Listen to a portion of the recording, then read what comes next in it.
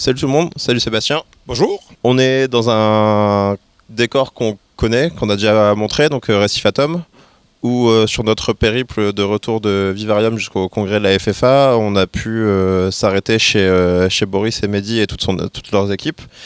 Et coup de chance, un arrivage, Ouais. donc roches, poissons, quelques coraux et détritivores. Donc on a pu voir la machine en place de la sortie du camion, déballage des box, répartition, prophylaxie et gestion de tous ces animaux-là. Donc on va vous montrer ça.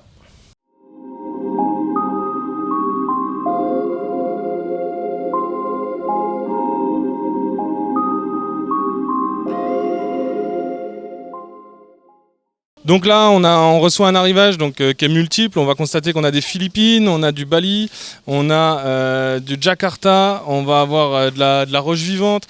Donc ce qui se passe, c'est qu'on va avoir un système assez facile. On va prendre en priorité les crevettes, les lismata, tout ce qui va nécessiter un temps d'acclimatation plus long au goutte à goutte. Ensuite les poissons, ensuite les invertébrés comme type détritivores. En parallèle, on fait les coraux qui vont avoir un traitement et qui vont être mis en structure directement. Et les pierres vivantes. Chacun a son rôle. Il y a un ouvreur, un trieur, il y a 2 verseurs, il y a 2 placeurs. On va voir ça par la suite. Tout est bien défini. Donc là, on voit qu'on a un fournisseur des Philippines. Donc on voit que tout est thermopaqué. Donc tout est fermé avec des machines exprès pour thermer. Et c'est rangé. Donc on est sur de la classification, c'est rangé tel un classeur. On est sur une ouverture de boîte de coraux de Jakarta. Jakarta qui est en Indonésie, vraiment la plaque tournante entre guillemets du marché du corail.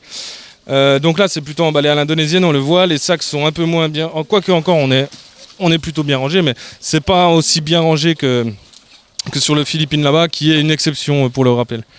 Donc là on a le travail, donc là c'est une boîte qui arrive directement de Bali aussi, on va avoir de la lismata en Buenonsis. Donc là le premier boulot c'est de vérifier qu'elles ont bien voyagé.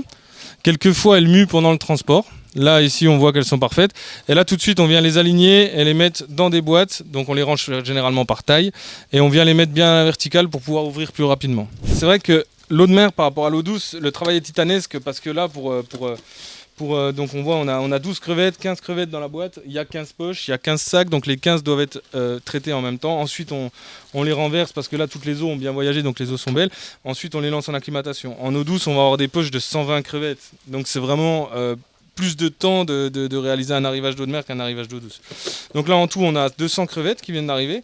Donc vous voyez là on en a 15 dans une boîte, donc on va faire à peu près 12, un peu plus 14 boîtes de crevettes quoi.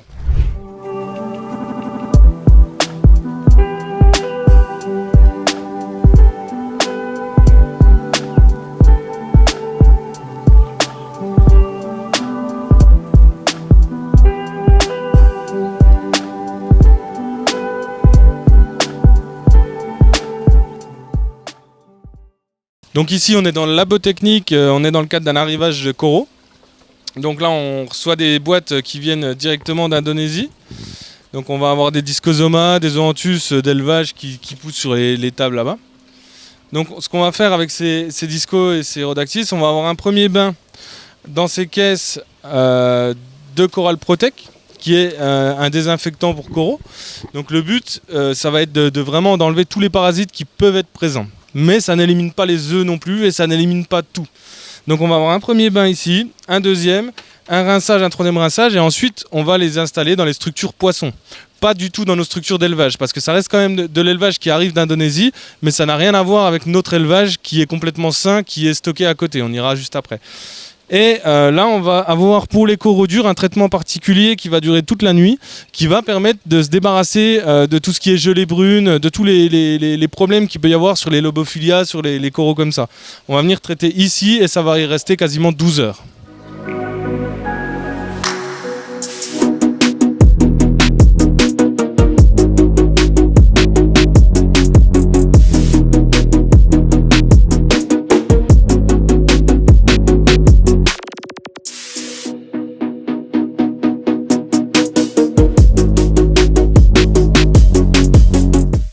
Merci d'être venu, merci d'avoir suivi le déballage des boîtes, donc en réception de Bali, de Jakarta, de Philippines. Là, il y avait vraiment plusieurs destinations, des belles destinations. Maintenant, le boulot, nous, on a un gros boulot à faire, donc on va acclimater. Là, ils sont déjà passés dans les bacs, mais on va les nourrir, on va donner de l'artémia, on va venir amener un peu d'ail pour déclencher l'appétit, des vitamines.